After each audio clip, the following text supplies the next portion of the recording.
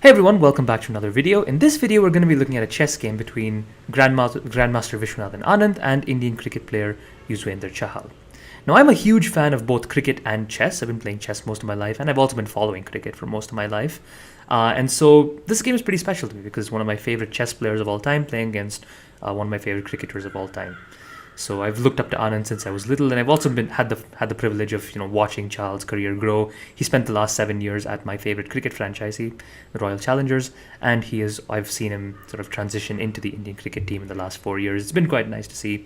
So this is a pretty special game. So this was played at a charity event recently hosted by Chess.com and Samay Raina, I believe, to help raise some funds for the COVID-19 effort in India. So Anand was actually playing a simultaneous exhibition. He was playing several different games at the same time. This was one of them, and so without further ado, let's dive right into this game. Alright, so Anand with the white pieces, he opens up with e4. Yuzi continues with c5, just getting the Sicilian defense on the board here. And Anand continues with c3, the Alapin variation, which is a known way to counter the Sicilian. It's a good way to counter the Sicilian, and also in particular it gives you a really nice control of this d4 square, which in this particular game will actually be important. So Yuzi continues with e5. So this is not necessarily a terrible move, but what it does do is it denies Yuzi the opportunity to play e6 later on in the game if he needs to. Because very often in the Sicilian you'll see e6 played as a response to bishop to c4, because early on sometimes this bishop c4 has some nasty threats here, so you like to see e6 in the Sicilian very often just to keep that at bay. So he can't play that anymore, just something to keep in mind. Anand continues knight to f3. It's getting his knight into the game. Knight c6, standard development. Then you have bishop c4, knight f6, and now Anand comes in with d3. So he not only defends this pawn, which the knight can't really come to c3 to do, and he also opens up the line for this nice bishop here, this dark squared bishop, to come out and deliver some attacks on this long diagonal. Bishop e7 comes in, perhaps bearing in mind that Anand has this bishop to g5 move, which would pin the knight. So this bishop e7 is just preemptively saying that it's not going to work, because then you can just move this knight because if bishop g5, well, you can just move the knight away and there's no pin, right? Well, Anand plays bishop g5 anyways, yeah, and Yuzi continues with a6. This idea being, of course, you can come in with b5 and start to push this bishop back, and if the bishop goes to b3, you have c4, so you can start to break open the center a little bit there. So that's the idea. Anand takes here this knight on f6. He just trades that down. You have bishop takes knight, bishop takes bishop, and now Anand plays a4. So now he's just sort of saying, if you play b5, I can just take it away. I can just take it, and it also gives you this option to bring your bishop back to a2 if needed. But one thing that this trade also does is it means that Yuzi can no longer play d5 if he needed to. Because when the knight's still there, you could potentially play d5 and deflect this bishop off this diagonal if you needed to, or at least keep it off immediately. But now this move d5 is only defended by the queen, so you can't really. It's no longer viable because you have two attackers. Oops.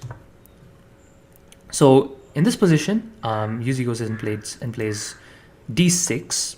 Right, just getting this bishop the chance to come into the game and just solidifying this pawn structure here. Anand goes in with knight a3. He comes in knight a3, just saying, all right, let's get this knight into the action. It's currently pretty passive over there.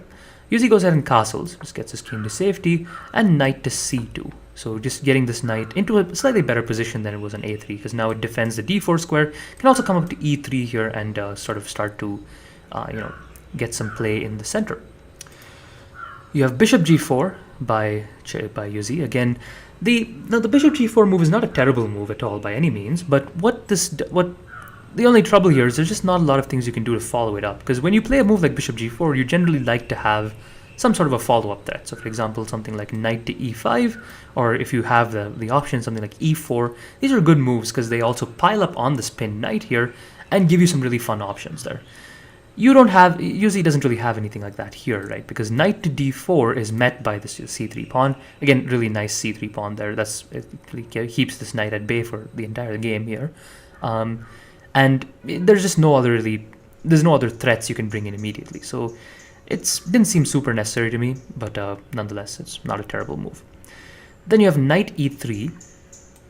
Again, just doing as we just talked about, getting this knight into the center. We have a lot. This knight has a lot more range here in the center. Provides some defense with the c4 bishop. Also, gives you some play with these squares, and also develops with tempo by attacking this bishop here. So Yuzi actually here he makes a little bit of a mistake that sort of tanks the game for him, and he plays bishop to g5. So this is a blunder because, as you can see here, this bishop on g4 is just hanging, right? So he just loses the bishop for free. And so now he has no compensation for that. So now he has to find a way to fight this back. He goes with king to h8. So the idea here is this pawn initially, while the king was on g8, this pawn was pinned to the king by this nice light square bishop here. But now by moving his king to h8, he's sort of giving himself the option to come in potentially with f5 later on, get his rook into the game, and just sort of try to push into the center from this side of things. Anand comes in with h4, driving this bishop back. So the bishop goes back to h6, and Anand is happy to trade down here. So he just takes this, we have a trade here. And again, Anand's a piece up, so he's happy to take the trades as they come. So, and now you have g4. Again, really just pushing at the black king here, because you can already see the king side's a little fragmented. So Anand's just really trying to push hard at it here with g4. You have f6, preventing this g5 thrust here. And now you have queen d2, so just keep putting an attacker on this h6 square, which is really a big vulnerability for black there. He has no good way to defend this, so usually comes in with king to h8. It's probably the best way to go ahead and defend that. There's not a lot of other great options. So now you have bishop e6, so getting your bishop into this nice square here, preparing for bishop f5, which is a really strong outpost because it's supported by these two pawns, and black doesn't have a lot of good ways to kick back that bishop. So queen e7, again trying to get that bishop out of there. You have bishop f5, just like we talked about, a very strong outpost for that bishop there. And now Yuzi comes in with rook g8, just hoping to sort of get some play with this rook, get it to on this nice open file here, the semi-open file here, just to get some counterplay. Anand now comes in with g5, and Yuzi plays h5. So again, the idea here is he just doesn't want to give Anand the option to go after that h7 pawn if he captures, because if you take here, and you take here, then this falls, and you have not only is this rook very well positioned, the bishop defends it, you now have a skewer and you lose your queen. So you can't do that.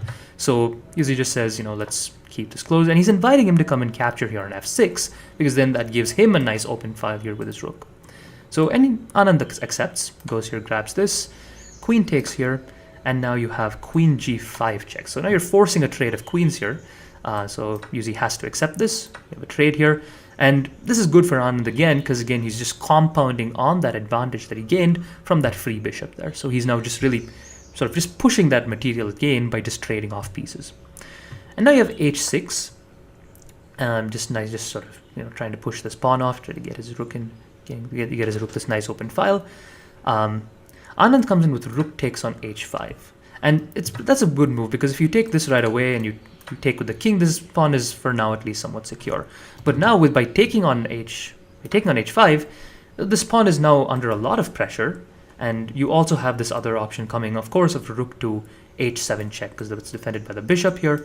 That gives you some really nice options. You can go after that b7 pawn there, and a rook on the 7th rank is just always very, very powerful.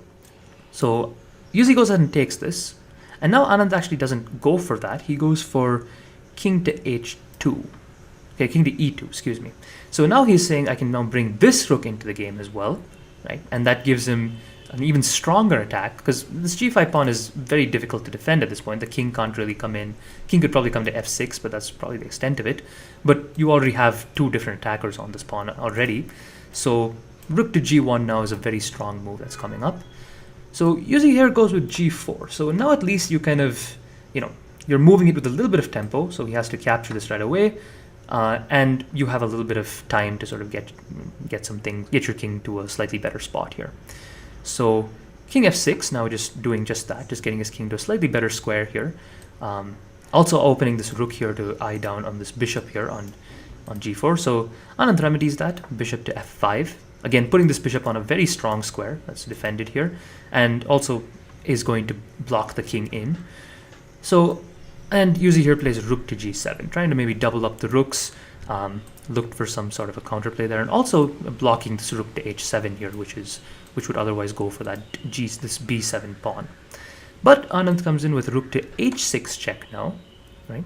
And Yuzi goes with king to f7, and now Anand grabs this d6 pawn, and it's in this position that Yuzi resigned the game. So, because there's not a lot of great play you have here, because once again, this knight here is actually, even though it's, he technically has that piece, it just doesn't do much, right? Because you can't really move it to any of these really nice squares here because of the c3 pawn, and so you just have to move it back, and it's just not a great knight. On the other hand, Anand has this really powerful rook here. So bishop is in a really strong square. It's going to be very difficult for Yuzi to dislodge that. This knight can always come into the game with, maybe knight to e5 coming in the future. And of course, this rook to g1 is also really a dangerous threat. But he also has potential of rook to d7 check if he wants, trade off this rook, and also put an attack on that b7 pawn. So a lot of different options coming in for Vishy Anand, and there's just not a lot you can do here. So pretty nice game, I thought. Real props to Yuzi Chahal, because he actually used to represent India in chess in many years ago. He played under 12 for India, but since then he hasn't played a lot of chess. So it's very impressive of him to hold up against a former world champion like this, and especially someone as good as Vishy Anand, to hold up against him for this long and not make that many blunders is quite impressive. So he played a really good game here. Besides that bishop to that bishop g5 move there, that when he lost he gave up the free bishop. Everything else he did pretty well. Against Anand, there's just not much you can do, especially in that position. He held his own pretty well. So a really fun game here, and I hope you like this analysis. Don't worry, I will have more AP Calc, more Calc content coming in the near future. Just have to write up some lesson plans. I haven't had time to do that lately, but we'll have more of that coming very, very soon. If you like this analysis, do let me know. I would love to make more if that's something you guys like. And it's just good feedback for me, because I haven't made a chess video in like 7 years. I hope this was helpful, and I'll see you again later. Take care.